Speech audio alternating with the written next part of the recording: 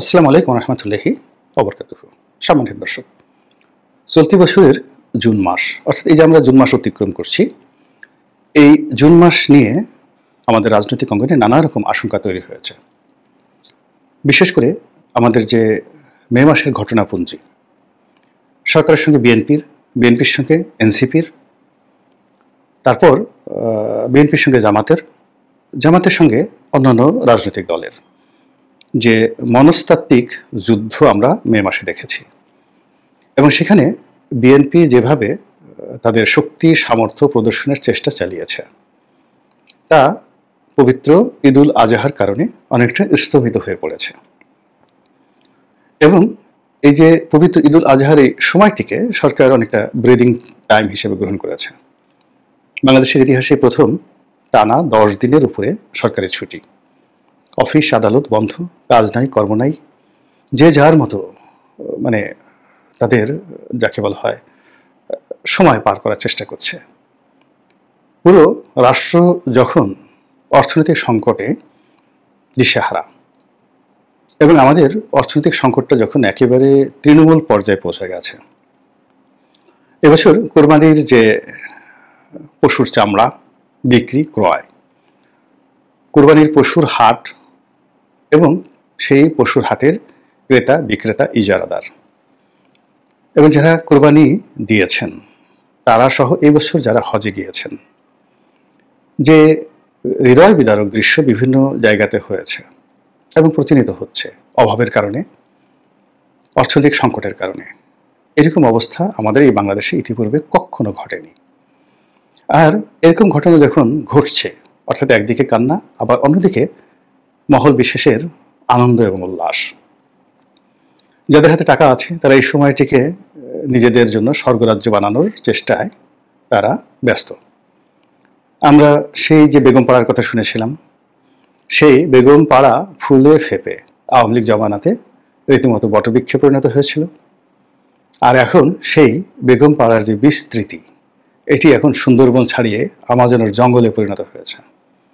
এই অল্প সময়ের মধ্যে বহু মানুষ অঢেল অর্থের মালিক হয়ে তারা London, America, Dubai, Singapore, Canada, প্রায় সব জায়গাতেই টাকা পাচারের একটা অধিক্ষেত্র তৈরি করে নিজেদের এবং তার পরিবারের ভবিষ্যৎকে অর্থবিত্ত এবং ক্ষমতায় তারা একেবারে জৌলুসপূর্ণ করার জন্য গত 10 মাসে যে সকল কর্মকাণ্ড করেছেন এবং আমরা যেগুলো শুনতে পেরেছি, পত্রপত্রিকায় এসেছে, এগুলো রীতিমতো লোমহর্ষক।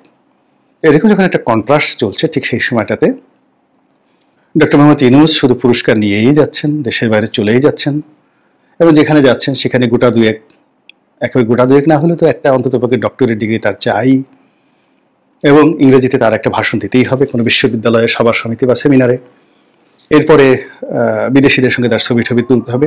মানে এরকম একটা মানসিক একটা অস্থিরতা আমরা যারা দেখছি, যারা করছি, বা যারা এর দায় পরিশোধ করছে, সবার জন্য একটা অস্বস্তিকর অবস্থা তৈরি হয়ে গেছে। তো যেটা বলছিলাম যে যখন জুন মাস শুরু হলো, তখন থেকে মূলত পবিত্র ঈদুল আজহার ছুটি বন্ধ হয়ে গেল। কিন্তু এই ছুটির আগে অনেকগুলো অসমাপ্ত কর্ম রয়ে গেছে।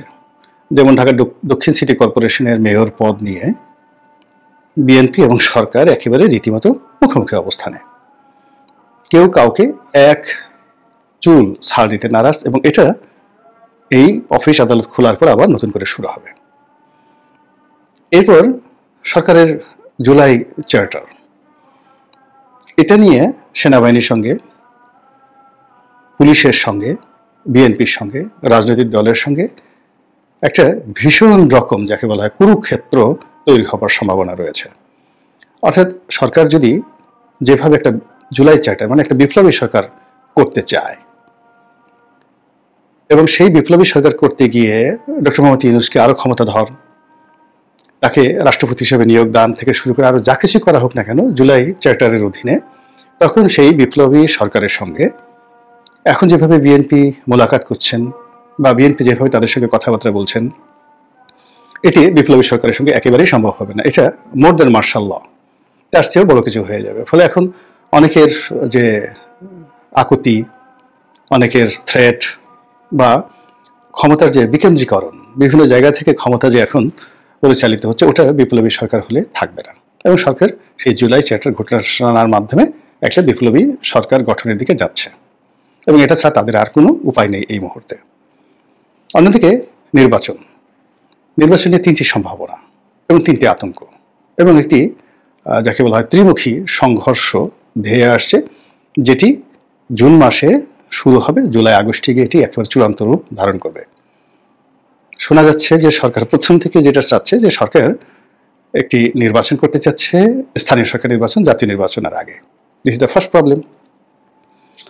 বিএনপি সর্বশক্তি দিয়ে তারা চাচ্ছে যে জাতীয় নির্বাচনের আগে কোনো স্থানীয় সরকার নির্বাচন হবে না।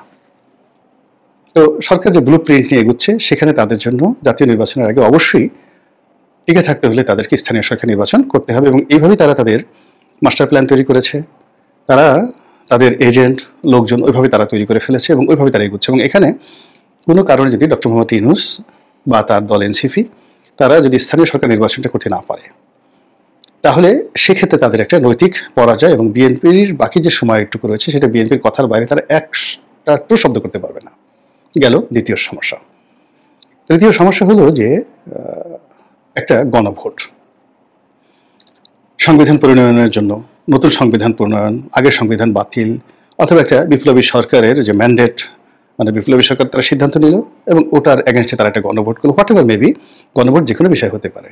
এখন সেই গণভোট করার জন্য সরকার চেষ্টা চালাবে, বা বিভিন্ন সরকারের যে মহল যারা রয়েছে সেখান থেকে নানা রকম তথ্য উপাত্ত দিয়ে জনগণের মধ্যে ছেড়ে দেওয়া হচ্ছে। ফলে জাতীয় নির্বাচন, গণভোট, যে গণভোটটি হতে পারে সংবিধানের জন্য, যে গণভোটটি হতে পারে ডক্টর মোহাম্মদ ইউনূসের ক্ষমতাকে দীর্ঘায়িত করার জন্য, যে গণভোট হতে পারে একটি বিপ্লবী সরকারের জন্য, সেরকম একটা গণভোট, অথবা স্থানীয় সরকার নির্বাচন, এই তিনটি বিষয় নিয়ে জুন মাসে, জুলাই মাসে, আগস্ট মাসে পুরো বাংলাদেশ উত্তাল থাকবে। এবং এখানে এক একটা দিন মানে এক একটা বছরের মতো মনে হবে এই অফিস খোলার সঙ্গে সঙ্গে। এখন এই কাজের জন্য কিন্তু প্রত্যেকটি রাজনৈতিক দল তারা ইতিমধ্যে বিভক্ত হয়ে গেছে। যারা ডক্টর মোহাম্মদ ইউনূসকে সহযোগিতা করবেন, তারা ডক্টর মোহাম্মদ ইউনূসের এজেন্ডাগুলো বাস্তবায়ন করার জন্য প্রাণান্ত চেষ্টা করে যাচ্ছেন। যারা বিএনপির পক্ষে, তারা বিএনপির আদর্শ বাস্তবায়ন করার জন্য, বা বিএনপির যে চিন্তা চেতনা এটা বাস্তবায়ন করার জন্য তারাও প্রাণান্ত চেষ্টা করে যাচ্ছেন। তো এই যে একটা অবস্থা, এই অবস্থাতে প্রায় সব পক্ষই একটি মুখোমুখি অবস্থানে পৌঁছে গেছে। এবং সেই যে মুখোমুখি অবস্থান, সেই মুখোমুখি অবস্থানটি যদি বিদ্রোহে চলে যায়, বিপ্লবে চলে যায়, এবং তার সঙ্গে দেশি এবং বিদেশি যে বিভিন্ন পক্ষ তারা যুক্ত হয়ে যায়, তাহলে যে সর্বনাশ আমাদেরকে গ্রাস করবে, সেই সর্বনাশের কবল থেকে